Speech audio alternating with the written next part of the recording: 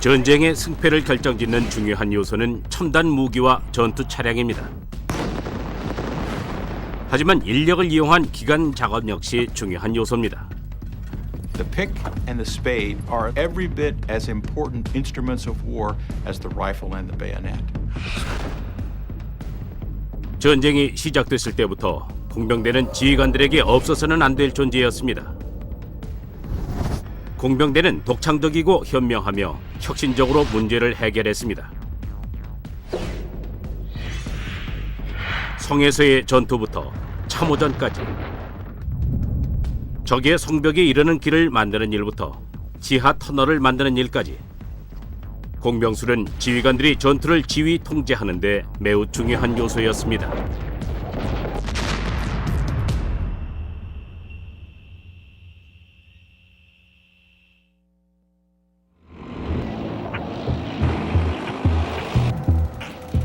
지상전은 땅을 빼앗거나 지키는 전쟁입니다. 지상전에 있어 지형은 매우 중요합니다. 공격을 할 때, 방어를 할 때에도 지휘관은 주위의 지형을 잘 이용해야 합니다. 이런 법칙은 고대의 전쟁에서도 그대로 적용됐습니다. 로마의 보병 군단은 여러 지형에서 작전을 펼쳤습니다. 로마의 공병대는 역사상 가장 훌륭한 공병대로 꼽힙니다.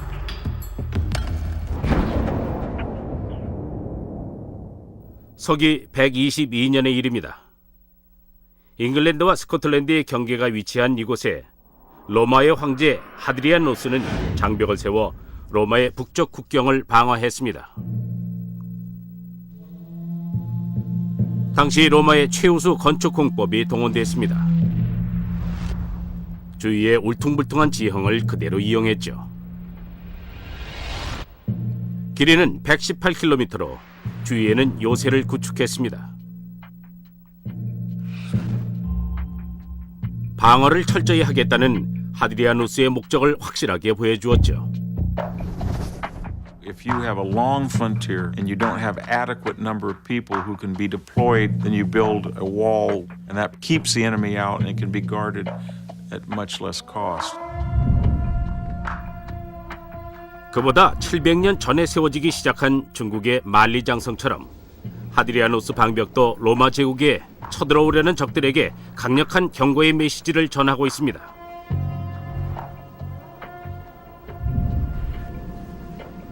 그러나 공병술은 방어적 수단일 뿐만 아니라 공격적인 수단이기도 합니다. 세대에 걸쳐 공병술을 전수받은 로마 군인들은 공격 작전을 펼칠 때 삽과 곡괭이를 아주 능숙하게 사용했습니다. If you have a wall, there's only three ways to get past it. You go over it, you go under it, or you go through it. And there's a science that will develop to do that. 방어벽을 무너뜨리기 위한 로마군의 작전을 확실히 엿볼 수 있는 곳은 이스라엘의 마사다입니다. 서기 73년의 마사다 요새에 대한 로마의 공격은 승리를 얻기 위해 로마의 공병대가 얼마나 성실하고 독창적이었으며 꼼꼼했는지를 잘 보여줍니다. 유대인 저항군은 로마군에 저항할 장소로 마사다를 선택했습니다. 접근이 어려웠기 때문입니다. Masada is an excellent example of an ancient fortification. In other words, taking a naturally very strong natural feature, this enormous mountain really behind me, and then fortifying it. 방어하기에 용이한 지형이었기 때문에 유대인 저항군에게 매우 유리했습니다. 하지만 로마 공병대는 주위의 지형을 검토해 저항군의 지리적 약점을 발견했고 전쟁에서 승리할 작전을 짜냈습니다. The only way that the Romans could really get to grips with the defenders at Masada was by constructing an enormous assault ramp. 길을 만들기 전에 로마군들은 적당한 위치를 찾아야 했습니다. 그러던 중 마사다의 취약점을 발견했습니다. 요새의 서쪽에 넓은 바위가 튀어나와 있었던 것이죠. 로마군은 그곳을 기반으로 비탈길을 만들기로 했습니다. 그렇다고 해도 로마군이 만들어야 할 비탈길의 길이는 200m가 넘었습니다.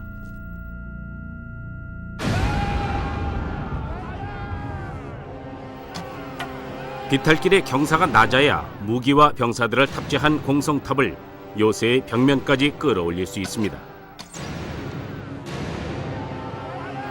정상에 오르고 나면 공성탑 안에 무기를 갖춘 병사들이 방벽을 두드려 깰 수 있습니다. 로마군은 비탈길을 만드는 병사들을 위해 투석기를 이용해 방벽 정상으로 끊임없이 돌을 날렸을 것입니다.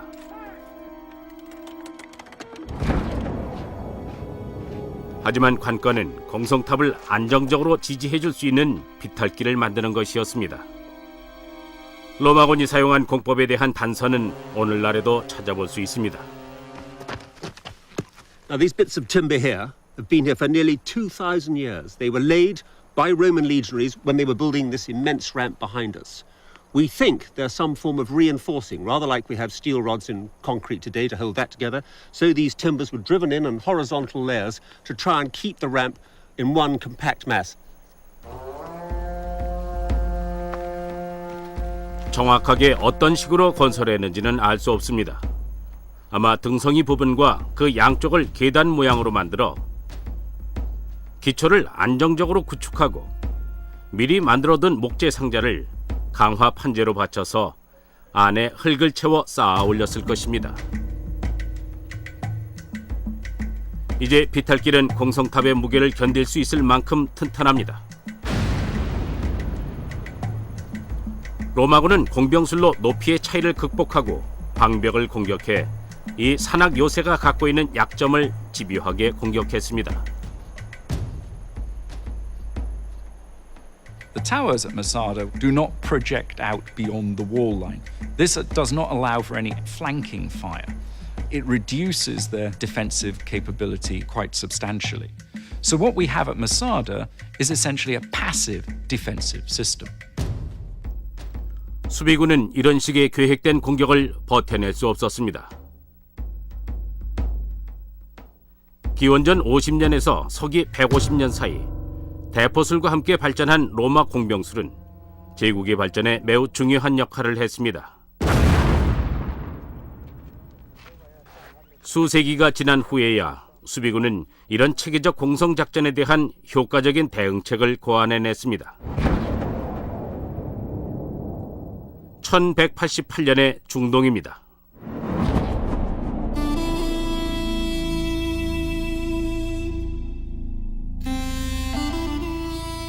이슬람의 위대한 지도자 살라딘은 하틴 전투에서 십자군에게 엄청난 패배를 안깁니다.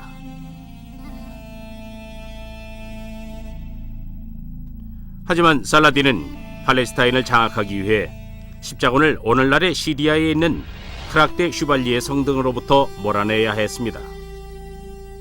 당시 십자군은 크락데 슈발리의 성을 점령하고 있었습니다. What happened in the second half of the 12th century and the first half of the 13th century is that these castles became much more massive. The whole structure tended to become taller, bigger, broader.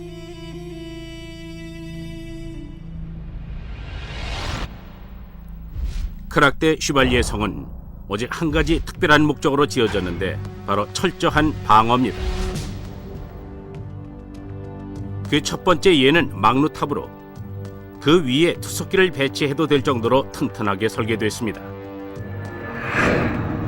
이 새로운 종류의 평형추 시스템 투석기는 350m 이상 떨어진 공격 부대를 타격할 수 있었습니다.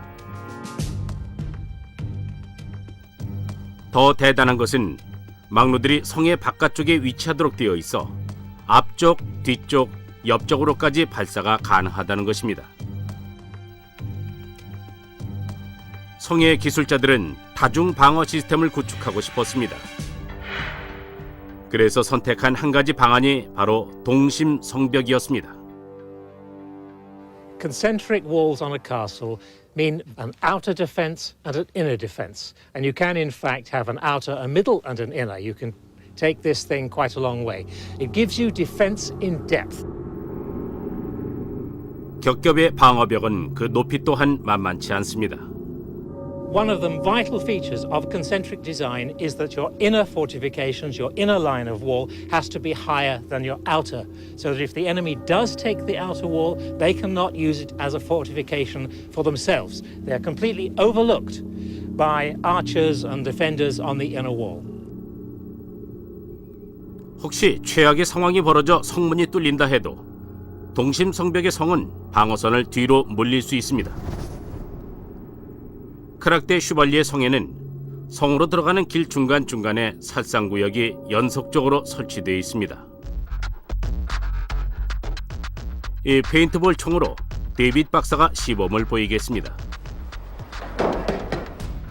안전 헬멧을 착용한 사람이 성 안으로 침투한 공격병의 역할입니다. 데이빗 박사의 표적이 되겠죠. 성으로 들어가는 통로를 통해 전진하는 공격병이 살상구라고 하는 구멍 사이로 노출됩니다. It's directly above the main entrance passageway which runs beneath us from the main gate to the interior of the castle. Right.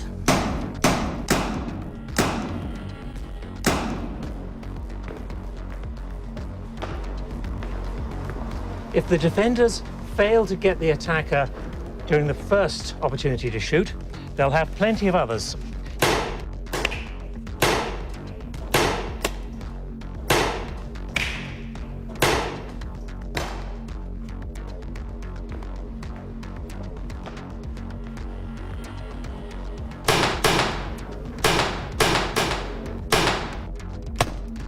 If I haven't stopped them then, I have one last chance.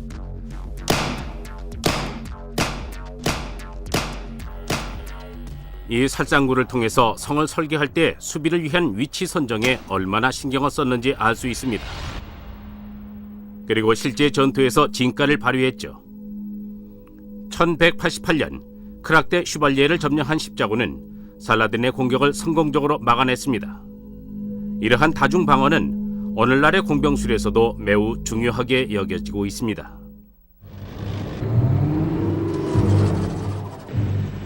현대의 전쟁은 전개가 매우 빨라서 요새를 구축하고 있을 시간이 없을 때가 많습니다. 하지만 십자군의 성체에서 이용된 방어 병법은 아직도 유용하죠. 이곳은 팔루자 전투가 벌어지고 있는 2004년의 이라크입니다. 미군의 해병대가 이라크 반군의 공격을 뚫고 전진합니다. 양측 모두 즉석에서 전술을 구사합니다. What's gonna happen? M16s, 240. We're gonna pop up. We're gonna do 5 seconds of suppression. Ready, set, go, hose up.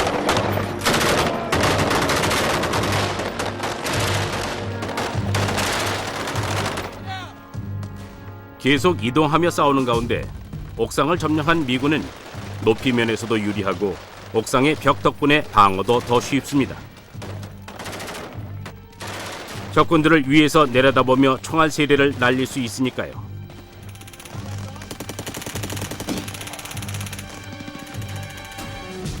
그러나 팔루자의 건물들은 양측 모두에게 이점을 제공합니다. Every single street is effectively its own fortress dominated by its own miniature castles of rubble or whatever. So from a command and control point of view, it makes it incredibly difficult. 방어 전술은 전투의 승패를 결정짓는 열쇠입니다. 전쟁의 역사를 보면 방어 전술은 수많은 요인의 영향을 받습니다. 지형이 그중 하나입니다. 무기의 혁신 또한 방어 전술에 영향을 주죠. 14세기에 화약 대포가 등장하게 되면서 기존의 전투 방식에 큰 변화를 가져오게 됩니다. 공병 기술자들은 이 막강하고 새로운 위협에 적응해야 했습니다. 1480년의 발칸반도, 오늘날의 그리스인 로도스 섬입니다. 오스만 투르크군이 유럽에 한 번도 소개되지 않은 놀라운 이력의 화약 대포를 이용해 로도스 요새를 공격했습니다. 중세의 방벽은 화약 공격을 견뎌내도록 설계되지 않았죠. 소수 병력의 몰타 기사단은 무슬림의 맹공에 굳건히 버텼습니다. 2달 동안 맹공을 퍼붓던 오스만 투르크군은 결국 퇴각했습니다. 몰타 기사단은 승리했지만 안심할 수 없었습니다. 그들의 지도자인 피에르 도브송은 그들이 다시 올 것을 알고 있었죠. 도브송은 중세의 돌벽이 화력 대포에 견딜 수 없다는 것을 잘 알고 있었습니다. 그는 로도스의 방어 시설을 재정비해야 한다는 사실을 깨달았습니다. Pretty much the next morning, Pierre Dauphin gets up and says, "Whoops, we didn't win because our walls were invulnerable." And so he starts to rebuild them. They rethink the whole principles of fortification. No longer do they feel that tall, thin walls will be effective against gunpowder weapons. 벽의 두께가 2.5m에서 8m로 보강됐습니다. 이렇게 해서 보루라고 하는 새로운 방어 거점이 탄생했습니다.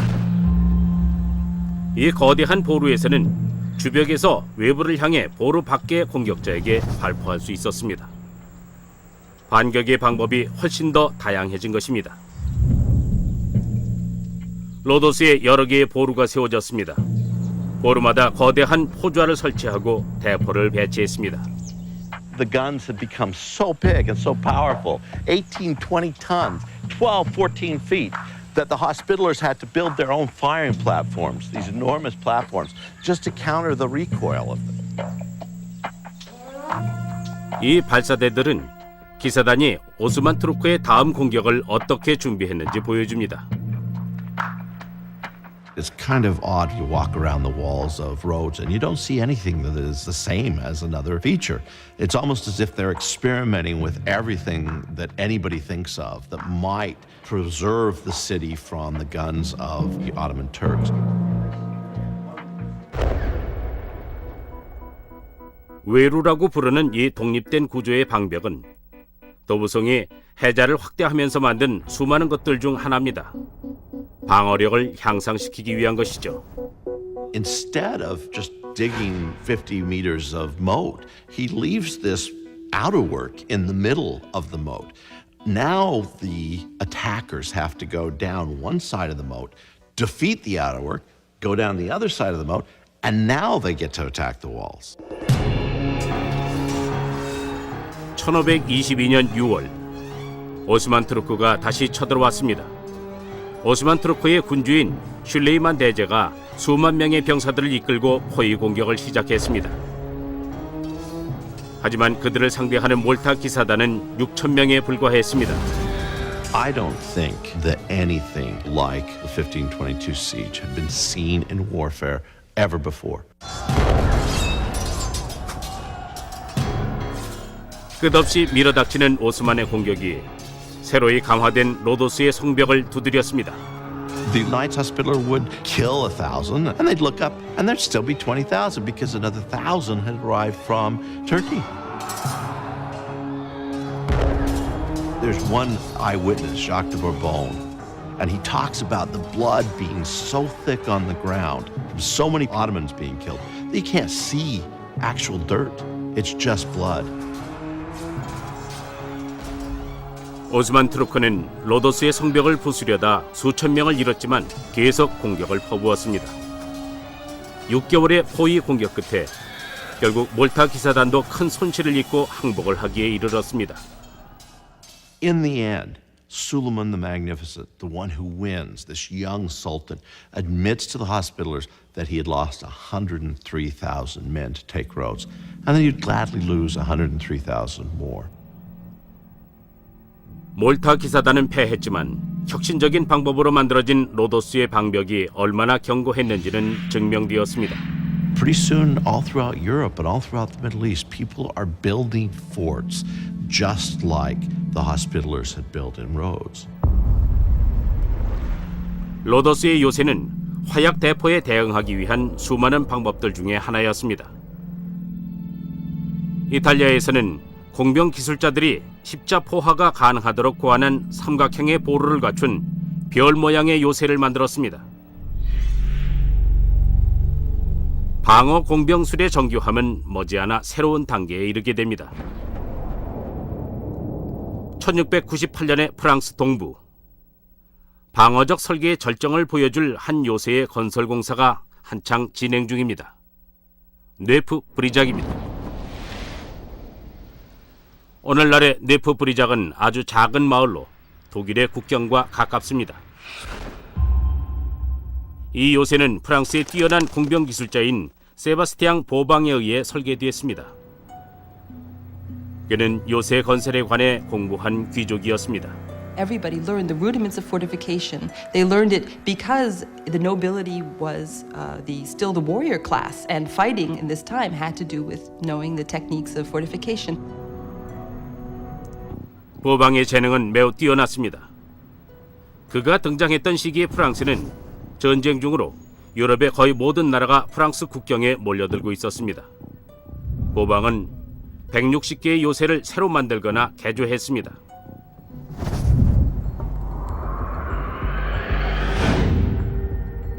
보방은 이탈리아의 별 모양 요새를 기초로 자신의 요새를 설계했지만 뇌프 브리작을 보면 그가 주변의 지형을 방어에 유리하도록 독창적으로 활용한 것을 알 수 있습니다. Right now, I'm walking just outside Neuf-Brisach. What's really amazing about it is that from where you are right now, you can't even see all the ditches. There's countryside all around, but it just looks like we're walking on a slightly hilly terrain, when in fact we're only 20 meters away from all the fortification ditches. 눈에 잘 띄지 않으면서도 교묘하게 고지대에 위치해 있습니다. The ground is gently sloping upwards. It was calculated very carefully by Vauban so that the height advantage would still belong to the people inside the fortifications. Suddenly, here you are, and you have the counterscarp, you have the ditch, you have this vast protection of the fort. At the time, all you would have seen from this point of view was earth and the barrels of guns and cannons pointed at you from soldiers positioned on the ramparts.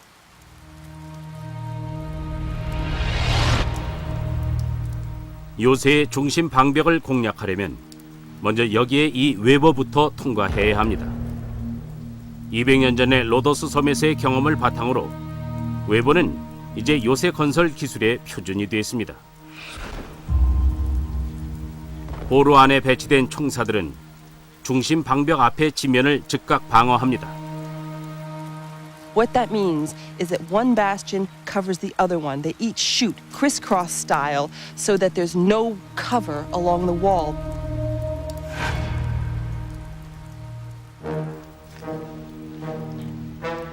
이 요새는 보루 안의 수비군이 어디든 볼 수 있도록 설계되어 있습니다.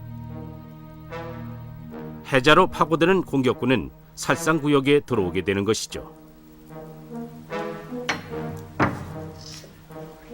뇌프 브리작은 실전에서 검증된 적이 없지만 많은 요새가 보방의 설계를 따라했습니다. 다른 나라에서도 마찬가지였습니다.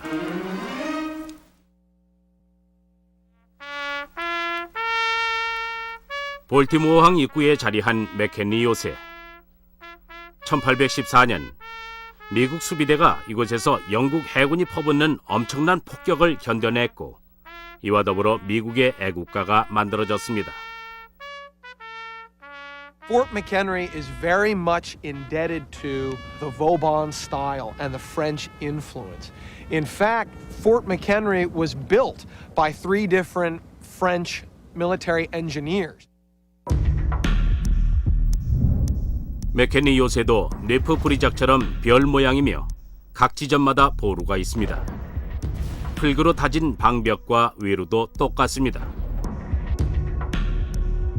During the British bombardment, they fired over 1,800 heavy 13-inch, 200-pound exploding shells at Fort McHenry. So you can imagine those bombs raining down and exploding over the fort.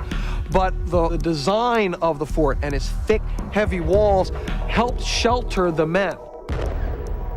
맹렬한 공격이 가해졌지만 수비군은 버텨냈습니다. 그렇게 미국 수비군은 영국군을 몰아냈죠. 맥케니 요새의 성공적인 방어는 보방의 덕이었습니다. 그 이후로도 공병술은 엄청나게 변화한 무기 기술에 적응하면서 다시 한번 발전하는 모습을 보여주게 됩니다.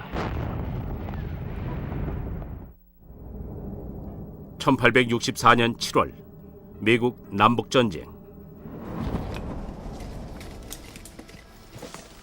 버지니아주의 피터스버그 마을이 포위됐습니다. 바야흐로 참호전의 시대가 시작되었습니다. 남부연합군의 로버트 E. 리 장군은 피터스버그를 지키기 위해 16km의 긴 방어선을 구축했습니다. 그의 상대는 북부연합의 율리시즈 S. 그랜트 장군이었습니다. 양군은 모두 참호를 팠습니다. The increased lethality of the battlefield because of rifled weapons caused first soldiers and then later their generals to alter the ground at every opportunity. Dig that field fortification, get your people underground so that the attacker had to come at you from a position of disadvantage. 높은 돌담 성벽은 사라졌습니다. 이제 방어전의 중심은 땅을 파서 만든 참호로 옮겨졌습니다. 공격 진영인 북부연합은 남부연합군의 참호 방어선을 돌파해야 했습니다. 북부연합군의 장교인 헨리 프레진츠는 전 광산 기술자로 기막힌 작전을 고안해냈습니다. He was indicative of a new kind of soldier that really represented the popularization of scientific and technical knowledge and were able to apply that during the war. 플레진츠는 비밀 공병 작전을 제안했습니다. 남부연합의 방어선 아래에 터널을 판 다음 밑에서 폭파시키자는 제안이었죠. 그의 계획은 156m를 파내려가는 것이었습니다. 하지만 그 정도 깊이라면 터널 끝까지 바람을 통하게 하기가 매우 어렵죠. As the miners continued to work, as they breathed out their carbon dioxide, without air coming in to the tunnel, they would have quickly suffocated. Pleasant's solution was quite magnificent in its elegance and simplicity. 먼저 터널의 입구 쪽에 환기 갱도를 파서 이산화탄소가 제거되도록 합니다. 바닥에는 계속 불을 피워서 신선하지 않은 공기를 위로 올려보내 배출시킵니다. 그리고 연기를 의심받지 않기 위해서 병사들이 작업장 주변에서 불을 피우고 있도록 합니다. 한편 신선한 공기는 나무로 만든 환기관을 통해 광부들이 일하고 있는 터널의 정면으로 유입되게 합니다. Here's our construction of the ductwork that the air went into where the soldiers were working. 이 모형들을 이용해서 플레전츠의 시스템을 재현해 보겠습니다. This Pyrex 2 represents the ductwork that they built. The Union lines would be over here, Confederate lines to the left, and this Pyrex 2 represents the vertical shaft that Pleasance constructed. 그리고 이 램프는 플레진츠가 피운 불입니다. 로스는 모형 터널에 연기를 채워 신선하지 않은 공기를 재현합니다. 램프에 불을 붙이자 연기가 데워지면서 상승해 터널 밖으로 빠져나갑니다.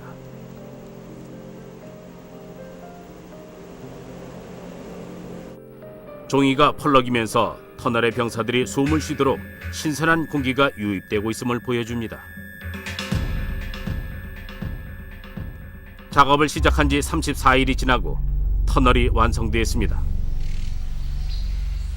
터널 입구에서 막바지 작업을 하는 동안 북부연합 병사들은 명령을 기다렸습니다. At the end of it, in kind of a T shape, they had two 30-foot galleries where they would store 4 tons of black gunpowder. 엄청난 양의 화약을 남부연합군 방어선의 바로 밑에 설치했습니다. 1864년 7월 30일에 이른 새벽, 도화선에 불을 붙였습니다. There was this tremendous explosion, almost like a geyser going off. Body parts, wagon wheels, cannons, huge pieces of dirt the size of a house began to rain down. The Confederate lines that had stood seconds before were now obliterated, and what was left was an enormous crater.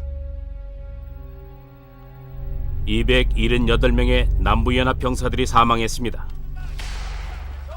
하지만 폭발이 일어난 지점을 우회하지 않고 곧바로 진격해서 들어간 후발 공격대가 진격에 실패해 결국 원래의 방어선으로 퇴각했습니다.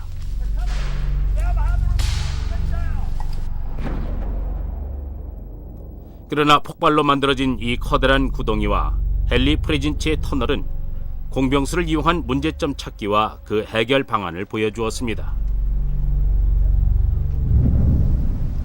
약 50여 년 후 이러한 지하 작전술도 완전히 새로운 단계로 접어들게 됩니다.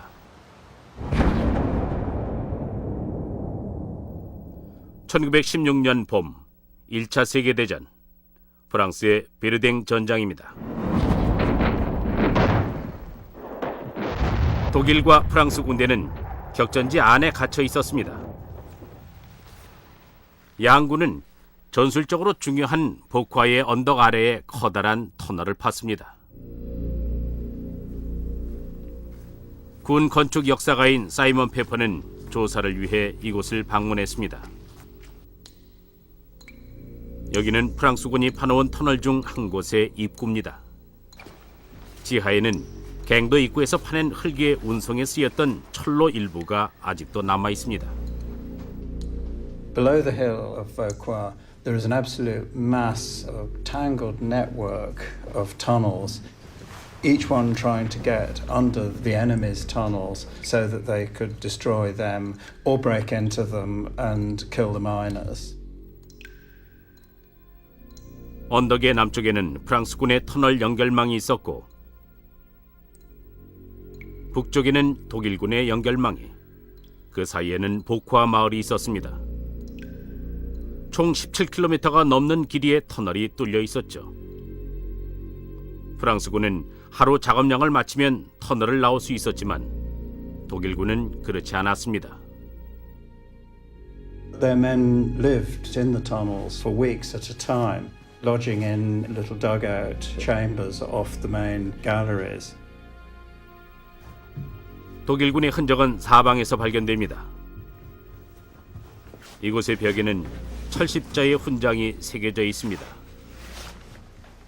All warfare is horrible, but the underground war of mining and countermining must be amongst the most horrible in most people's imagination, where you're operating in the dark, in foul conditions, running with water, trying to work quietly so that you weren't overheard by the enemy, at risk either of being blown to eternity or suddenly find your workings invaded by fighters armed with clubs and knives for a grim fight in the dark.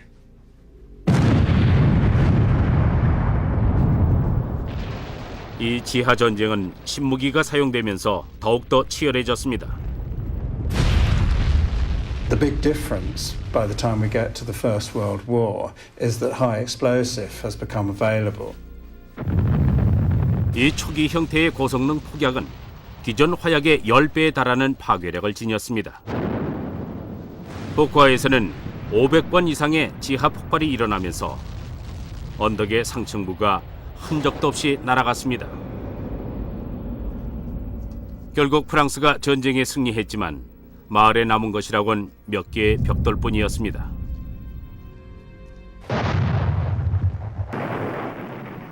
(1차) 세계대전에서의 공병 방어 기술은 지하에서만큼이나 지상의 전장에서도 발달했습니다. 서부전선에 펼쳐진 참호의 바로 앞에 대단히 새롭고 효율적인 장애물이 등장했으니 바로 철조망입니다. 19세기 후반에 나타난 이 농경 발명품은 순식간에 군사적인 잠재성을 드러냈습니다. 방어를 용이하게 해주면서 적의 진격 속도를 저해하고 그들을 살상지역으로 몰아넣었습니다.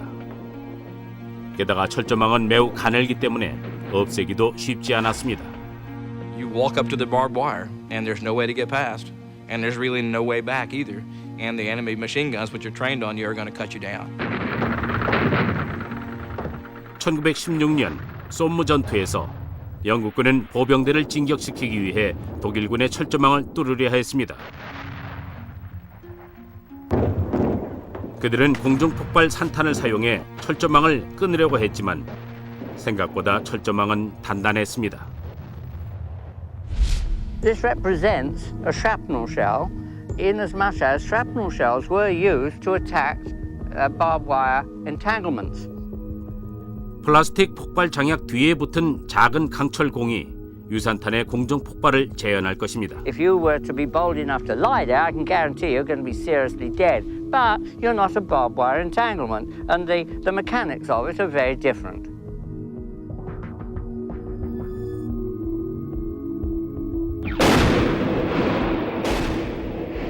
철조망 약 1m 위에서 폭발했습니다. Well, as we can see, the wire is intact. There are 6 strands, and there were 6 strands before we fired it.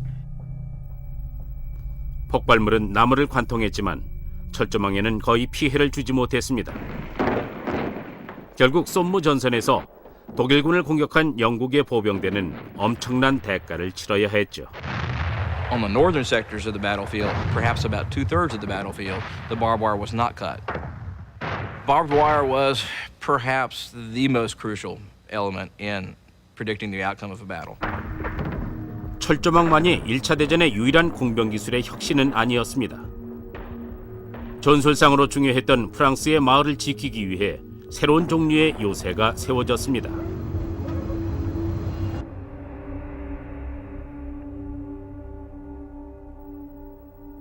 두아몽 요새는 베르댕 마을의 방어를 위해 세워졌으며 메주강의 필수 횡단 지점에 위치하여 프랑스군의 중요 방어 기점이 됐습니다. 적군의 증강된 전력과 사정거리에 맞서기 적합한 구조였죠. Most of these fortifications are underground, and the tops of them are protected by earth to absorb the shock and the concussion of artillery blasts. 그러나 두아몽을 보호하는 건 흙뿐만이 아니었습니다.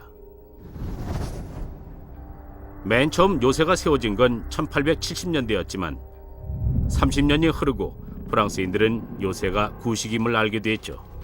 We're on the south face of Fort Douaumont.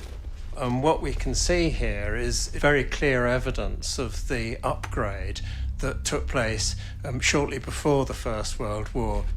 The light-coloured stone is the original design for the fort. The grey material, the concrete here, is the massive thickening that took place in response to the added power of artillery. 두아몽은 급진적인 군부가 바라는 이상적인 요새입니다. The fortress system at Verdun is not one fort, and it's not one gigantic set of walls that connect one another. What it is instead is a system of large forts and smaller forts, what the French called ouvrages, that are designed to protect one another and cover one another. 19개의 요새가 촘촘히 이어져 베르댕을 방어합니다. 이 시스템 역시 서로를 지원하는 형태를 가진 보반 요새의 보루처럼 서로의 방어 구역이 겹치게 되죠. 각각의 요새는 적군이 대포를 사용해 방어벽을 부수려고 시도할 때 공격을 무력화시킵니다. The big gun here, the 150mm, was capable of firing some miles and would defend the neighbouring forts by sweeping the ground in front of them and sometimes even sweeping the tops of them. 그 대신 두아몽 요새는 근처의 요새에서 지원을 받을 수 있었습니다. The loss of a fort did not necessarily mean that the entire system collapsed. You could still fight from the other forts. 십자군 전쟁 때 사용됐던 동심성벽 구조의 요새처럼 방어벽 두께 싸움이 시작됐죠. 그러나 현대전다운 면모도 갖추었습니다. 베르댕 요새 시스템은 중요한 전투를 통해 시험받게 됩니다.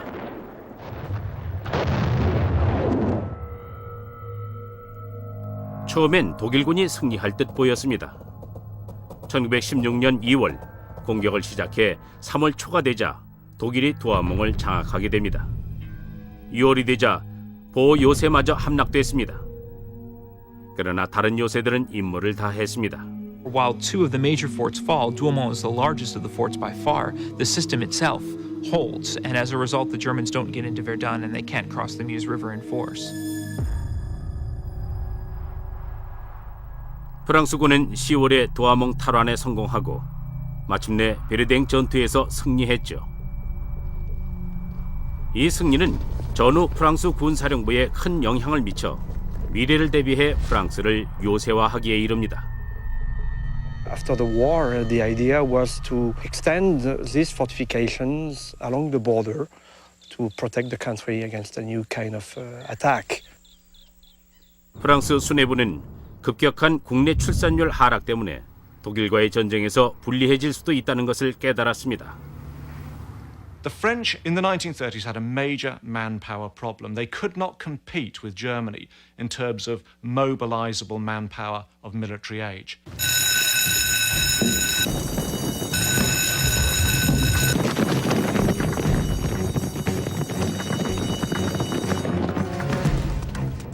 그들의 해결책은 마지노선이었습니다. France's Maginot Line blazes into action.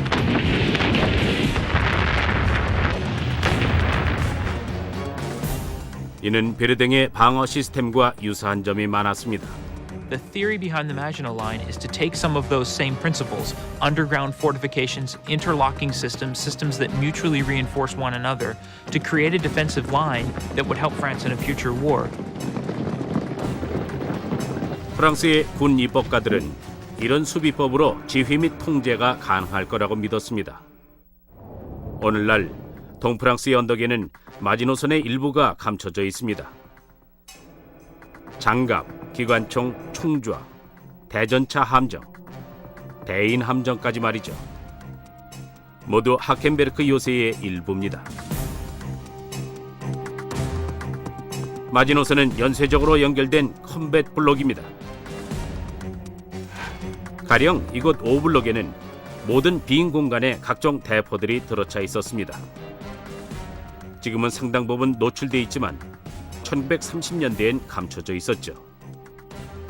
위장 관측탑은 하켄베르크의 수많은 특징 중 하나였습니다. By the standards of the time, the Maginot Line was really incredibly sophisticated. They were using all the technologies that could be used at that time. I mean, revolving turrets with a high rate of fire. 전기 동력의 총좌가 배치돼 있습니다. 이 안에 탑재된 대포가 솟아올라 포탄을 몇 발 쏜 후 시야에서 사라져버리죠. 하켄베르크의 상당 부분이 지하에 감춰져 있습니다. 터널의 길이는 10km로 지하 전용 열차가 다닙니다. 만약 전기가 끊기면 디젤 엔진을 가동시켜 자가 발전 동력을 전투 구역에 제공하도록 설계되었습니다. 마지노선의 구석구석은 당대 최고의 기술력을 자랑합니다. The defensive is supreme, i.e. it's far better to sit in your defenses and smash the enemy to pieces as he attacks you, rather than move out of those defenses and be the people who are doing the dying. 2차 대전이 다가오고 전투가 가까워졌습니다. 독일 지휘관들은 마지노선을 직접 공격하라고 지시할 수 없다는 사실을 잘 알고 있었죠. 대신 고정된 방어 시설의 약점을 공략했습니다.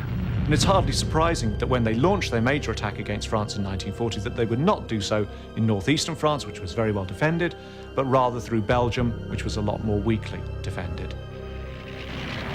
The Maginot Line did its job. The Germans did not attack it in 1940. They went around it because they respected the power of the Maginot Line. 성공의 비결은 속도와 기동성이었습니다. 마지노선을 구시대의 유물로 만들었죠. 전격전, 신속한 전차와 공습용 비행기의 동시 공격을 뜻하는 이 작전이 전쟁에서 빛을 발했습니다. 독일군은 벨기에 진격이 가능해졌고 프랑스는 국경의 취약점을 드러내게 된 것입니다. 이러한 경험에도 불구하고 독일은 태평양 방벽을 통해 똑같은 한계를 지닌 고정 방어선을 사용하는 실수를 저질렀습니다. 거대한 이 콘크리트 방어벽은 서유럽의 해안선을 따라 건설됐죠. 그러나 1944년 D-Day, 방어벽이 정복됩니다. When you try to rely upon static defences to defend great long frontiers, really, you're never going to achieve the densities of strength that you need to stop an enemy anywhere. The enemy's always got the initiative. He can decide where to attack, in what strength to attack, to what purpose to attack. 2차 세계대전 이후 전쟁의 성공을 결정하는 주요 요소로는 한층 향상된 기동력, 전장의 환경에 빠르게 적응하거나 조직을 변화시킬 수 있는 지휘관의 능력을 꼽을 수 있습니다. 또한 세계 각국의 이해타산이 충돌하는 21세기에는 공병술의 활용이 그 어느 때보다도 중요해졌습니다. 직접 전장을 지휘하고 통제하는 지휘관들은 공격이나 수비에서 유리한 위치를 선점하기 위해 공병술을 사용합니다. 이 영국 공병대는 아프가니스탄의 바그람 공군기지에 임시 요새를 세우고 있습니다. 새로운 부대의 도착을 맞이하기 위해서죠. 2000년 전 로마 군단이 마사다에서 새로운 지형을 만들어냈듯이 오늘날 현대의 병사들은 여전히 삽과 곡괭이를 사용해 지형을 변형시킵니다. 미래의 전쟁을 위해 지형을 설계하죠.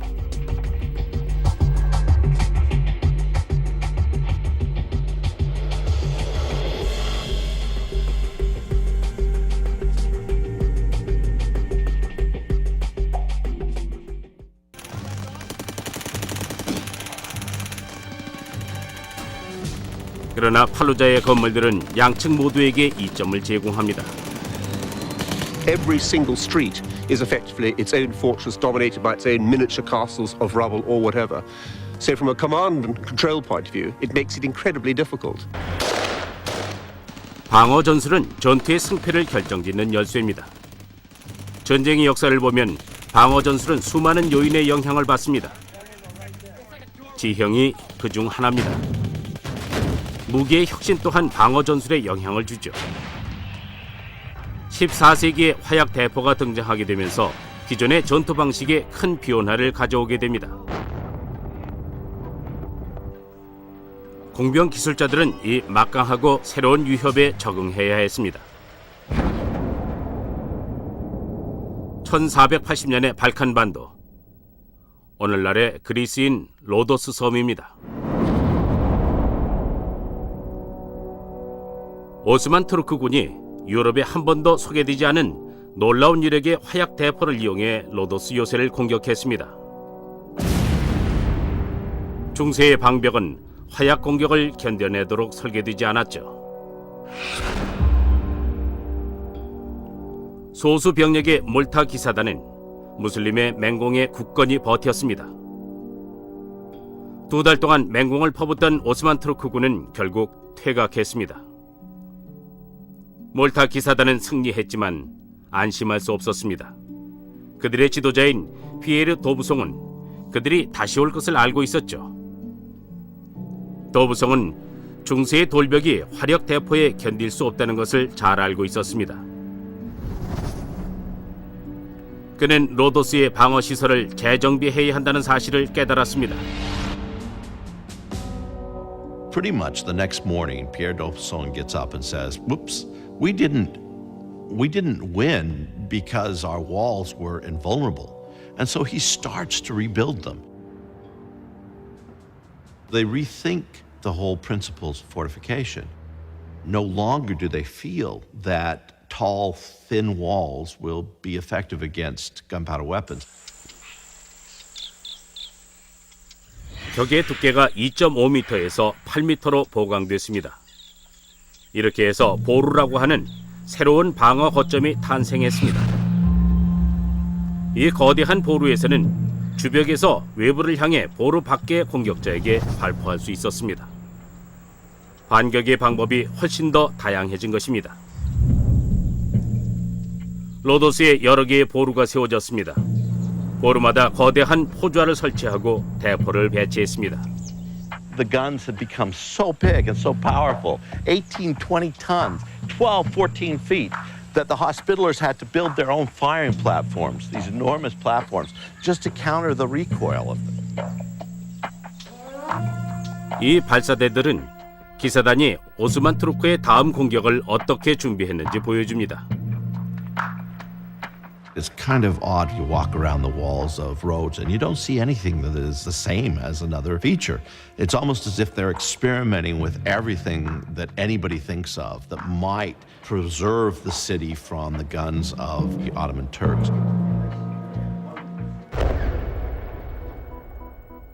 외루라고 부르는 이 독립된 구조의 방벽은 도부성이 해자를 확대하면서 만든 수많은 것들 중 하나입니다. 방어력을 향상시키기 위한 것이죠. Instead of just digging 50 meters of moat, he leaves this outerwork in the middle of the moat. Now the attackers have to go down one side of the moat, defeat the outerwork, go down the other side of the moat, and now they get to attack the walls. 1522년 6월 오스만 투르크가 다시 쳐들어왔습니다.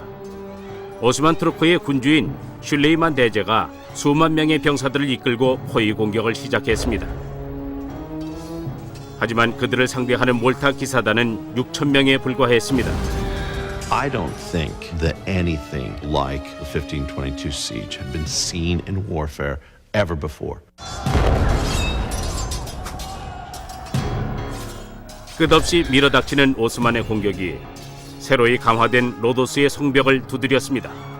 The Knights Hospitaller would kill 1,000 and they'd look up and there'd still be 20,000 because another 1,000 had arrived from Turkey. There's one eyewitness, Jacques de Bourbon, and he talks about the blood being so thick on the ground from so many Ottomans being killed that you can't see actual dirt. It's just blood. 오스만 투르크는 로도스의 성벽을 부수려다 수천 명을 잃었지만 계속 공격을 퍼부었습니다. 6개월의 포위 공격 끝에 결국 몰타 기사단도 큰 손실을 입고 항복을 하기에 이르렀습니다. In the end, Suleiman the Magnificent, the one who wins, this young sultan, admits to the Hospitallers that he had lost 103,000 men to take Rhodes, and that he'd gladly lose 103,000 more. 몰타 기사단은 패했지만 혁신적인 방법으로 만들어진 로도스의 방벽이 얼마나 견고했는지는 증명되었습니다. Pretty soon, all throughout Europe and all throughout the Middle East, people are building forts just like the Hospitallers had built in Rhodes. 로도스의 요새는 화약 대포에 대응하기 위한 수많은 방법들 중에 하나였습니다. 이탈리아에서는 공병 기술자들이 십자포화가 가능하도록 고안한 삼각형의 보루를 갖춘 별 모양의 요새를 만들었습니다. 방어 공병술의 정교함은 머지않아 새로운 단계에 이르게 됩니다. 1698년의 프랑스 동부, 방어적 설계의 절정을 보여줄 한 요새의 건설 공사가 한창 진행 중입니다.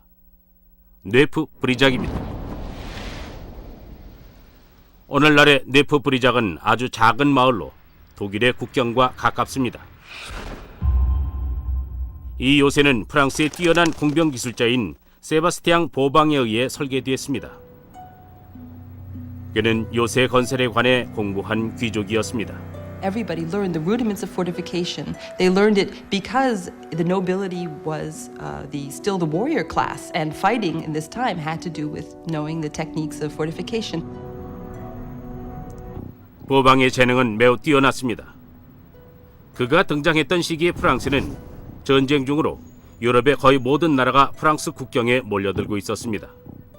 보방은 160개의 요새를 새로 만들거나 개조했습니다.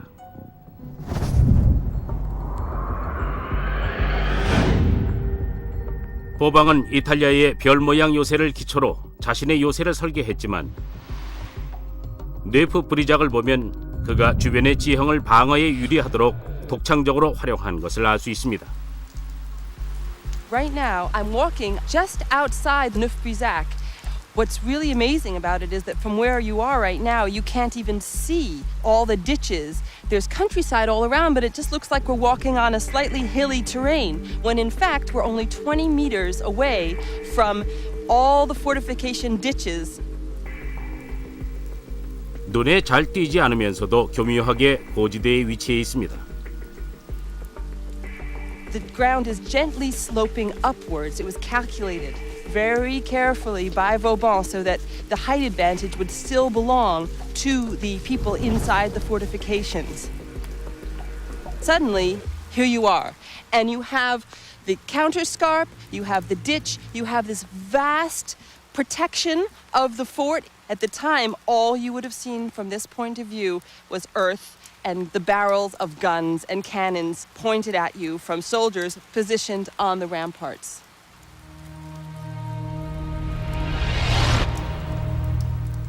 요새의 중심 방벽을 공략하려면 먼저 여기에 이 외부부터 통과해야 합니다. 200년 전에 로더스한 방어입니다. 그 첫 번째 이해는 막루탑으로 그 위에 투석기를 배치해도 될 정도로 튼튼하게 설계됐습니다. 이 새로운 종류의 평형추 시스템 투석기는 350m 이상 떨어진 공격 부대를 타격할 수 있었습니다. 더 대단한 것은 막루들이 성의 바깥쪽에 위치하도록 되어 있어 앞쪽, 뒤쪽, 옆쪽으로까지 발사가 가능하다는 것입니다. 성의 기술자들은 다중 방어 시스템을 구축하고 싶었습니다. 그래서 선택한 한 가지 방안이 바로 동심 성벽이었습니다. Concentric walls on a castle mean an outer defense and an inner defense. And you can, in fact, have an outer, a middle, and an inner. You can take this thing quite a long way. It gives you defense in depth. 겹겹의 방어벽은 그 높이 또한 만만치 않습니다. One of the vital features of concentric design is that your inner fortifications, your inner line of wall, has to be higher than your outer, so that if the enemy does take the outer wall, they cannot use it as a fortification for themselves. They are completely overlooked by archers and defenders on the inner wall. 혹시 최악의 상황이 벌어져 성문이 뚫린다 해도 동심 성벽의 성은 방어선을 뒤로 물릴 수 있습니다. 크락대 슈발리에 성에는 성으로 들어가는 길 중간중간에 살상구역이 연속적으로 설치되어 있습니다. 이 페인트볼 총으로 데이빗 박사가 시범을 보이겠습니다. 안전 헬멧을 착용한 사람이 성 안으로 침투한 공격병의 역할입니다. 데이빗 박사의 표적이 되겠죠. 성으로 들어가는 통로를 통해 전진하는 공격병이 살상구라고 하는 구멍 사이로 노출됩니다. It's directly above the main entrance passageway which runs beneath us from the main gate to the interior of the castle. Right.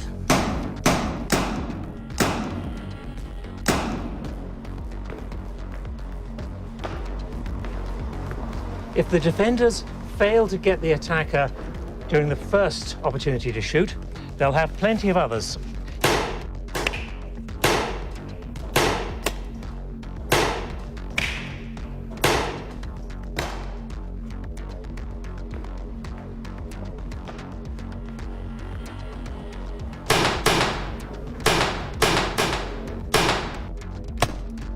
If I haven't stopped them then, I have one last chance.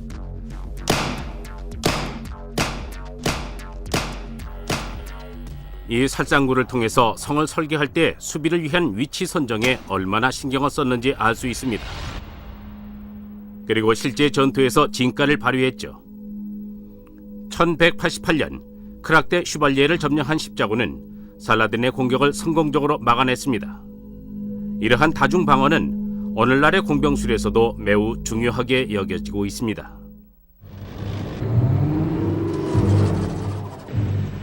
현대의 전쟁은 전개가 매우 빨라서 요새를 구축하고 있을 시간이 없을 때가 많습니다. 하지만 십자군의 성체에서 이용된 방어 병법은 아직도 유용하죠. 이곳은 팔루자 전투가 벌어지고 있는 2004년의 이라크입니다. 미군의 해병대가 이라크 반군의 공격을 뚫고 전진합니다. 양측 모두 즉석에서 전술을 구사합니다. What's gonna happen? M16s, 240. We're gonna pop up. We're gonna do 5 seconds of suppression. Ready, set, go, hose up.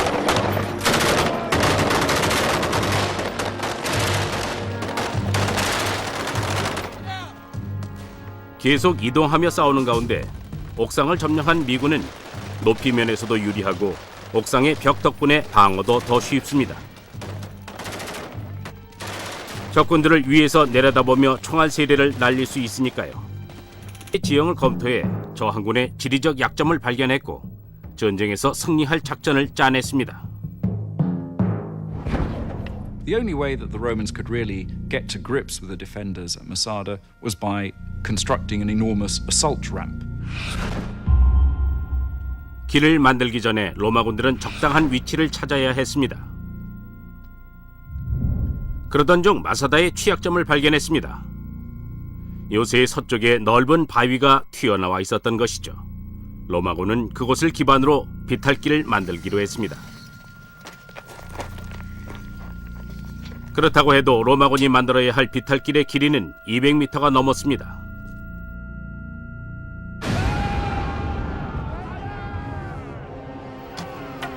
비탈길의 경사가 낮아야 무기와 병사들을 탑재한 공성탑을 요새의 벽면까지 끌어올릴 수 있습니다.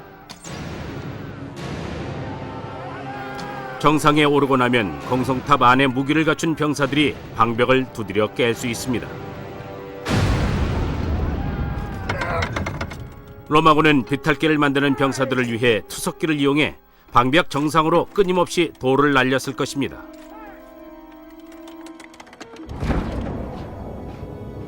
하지만 관건은 공성탑을 안정적으로 지지해줄 수 있는 비탈길을 만드는 것이었습니다.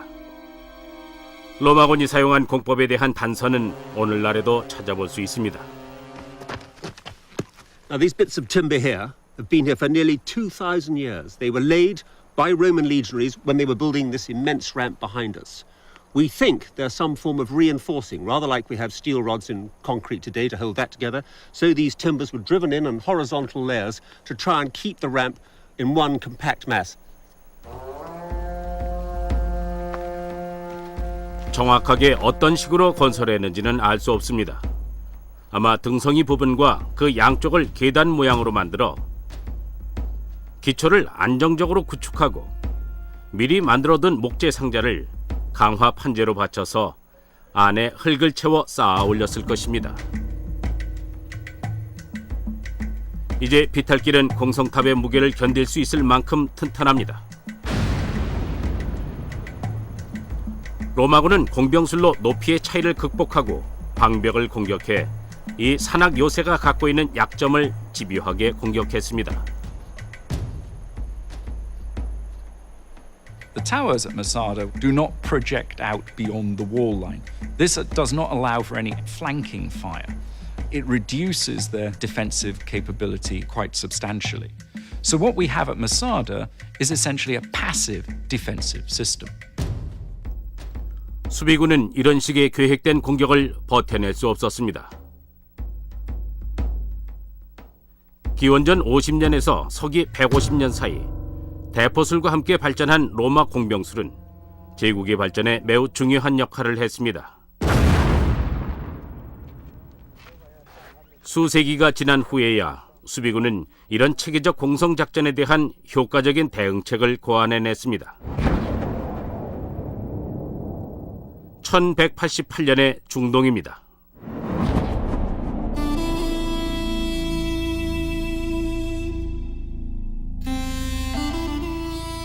이슬람의 위대한 지도자 살라딘은 하틴 전투에서 십자군에게 엄청난 패배를 안깁니다.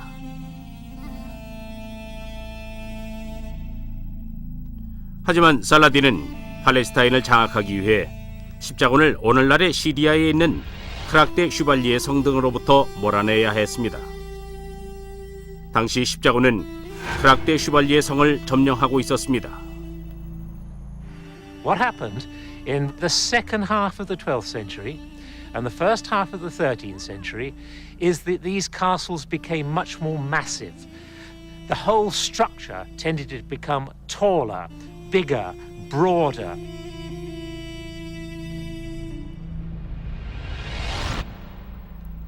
크락대 슈발리에 성은 오직 한 가지 특별한 목적으로 지어졌는데 바로 철저.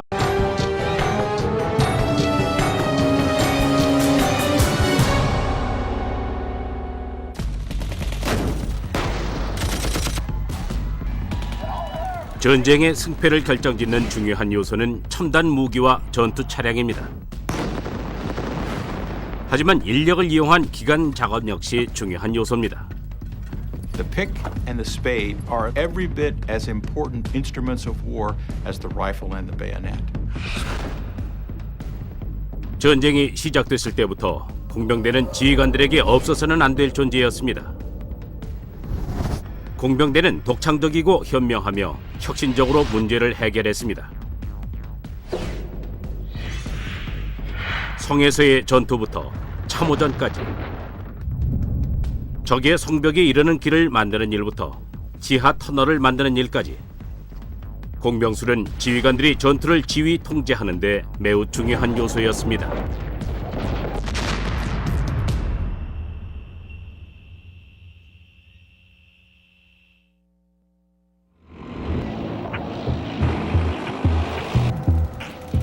지상전은 땅을 빼앗거나 지키는 전쟁입니다. 지상전에 있어 지형은 매우 중요합니다. 공격을 할 때, 방어를 할 때에도 지휘관은 주위의 지형을 잘 이용해야 합니다. 이런 법칙은 고대의 전쟁에서도 그대로 적용됐습니다. 로마의 보병 군단은 여러 지형에서 작전을 펼쳤습니다.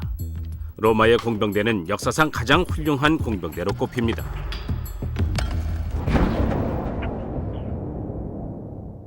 서기 122년의 일입니다. 잉글랜드와 스코틀랜드의 경계가 위치한 이곳에 로마의 황제 하드리아노스는 장벽을 세워 로마의 북쪽 국경을 방어했습니다. 당시 로마의 최우수 건축 공법이 동원됐습니다. 주위의 울퉁불퉁한 지형을 그대로 이용했죠. 길이는 118km로 주위에는 요새를 구축했습니다. 방어를 철저히 하겠다는 하드리아누스의 목적을 확실하게 보여주었죠. If you have a long frontier and you don't have adequate number of people who can be deployed, then you build a wall and that keeps the enemy out and it can be guarded at much less cost. 그보다 700년 전에 세워지기 시작한 중국의 만리장성처럼 하드리아누스 방벽도 로마 제국에 쳐들어오려는 적들에게 강력한 경고의 메시지를 전하고 있습니다.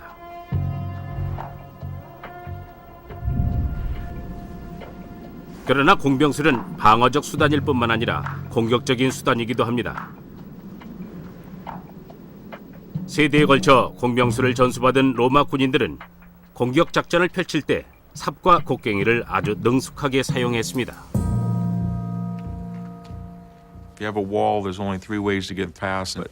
You go over it, you go under it, or you go through it. And there's a science that will develop to do that. 방어벽을 무너뜨리기 위한 로마군의 작전을 확실히 엿볼 수 있는 곳은 이스라엘의 마사다입니다. 서기 73년의 마사다 요새에 대한 로마의 공격은 승리를 얻기 위해 로마의 공병대가 얼마나 성실하고 독창적이었으며 꼼꼼했는지를 잘 보여줍니다. 유대인 저항군은 로마군에 저항할 장소로 마사다를 선택했습니다. 접근이 어려웠기 때문입니다. Masada is an excellent example of an ancient fortification. In other words, taking a naturally very strong natural feature, this enormous mountain really behind me, and then fortifying it. 방어하기에 용이한 지형이었기 때문에 유대인 저항군에게 매우 유리했습니다. 하지만 로마 공병대는 주위에